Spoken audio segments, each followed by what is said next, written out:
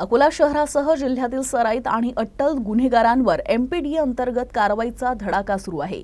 जिल्ह्यातील सराईत 8 गुन्हेगारांना दणका देत जिल्ह्यातून तडीपार करण्याचे आदेश जारी करण्यात आले आहेत। सुपारी घेऊन धाकदपट करून मूळ मालकांकडून कमी पैशात जमीन, प्लॉट, दुकाने खाली करून घेणं, टोळीनं संघटित गुन्हेगारी करून समाजात भीती पसरवणं, शहरात शिक्षणासाठी येणाऱ्या विद्यार्थ्यांना धाकदपट मारहाण करून त्यांच्याकडून पैसे उकळणे आणि वैमनस्यातून एकमेकांना प्राणघातक हल्ला करून सामाजिक स्वास्थ्य बिघडवणाऱ्या गावगुंडांच्या मुसक्या आवळण्यासाठी जिल्हा पोलीस अधीक्षक बच्चन सिंग यांनी प्रभावी कारवाई केली आहे। शहरातील विशाल पाखरे, करण तायडे, सागर अवचार, धनंजय पवार, जयराम धांडे, रामसिंग चंचरे, गजानन चंचरे यांच्यावरील गंभीर स्वरूपाचे गुन्हे लक्षात घेता कलम 55 महाराष्ट्र पोलीस अधिनियमान्वये जिल्ह्यातून 1 वर्षासाठी हद्दपार करण्याचे आदेश पोलीस अधीक्षकांनी जारी केले आहे।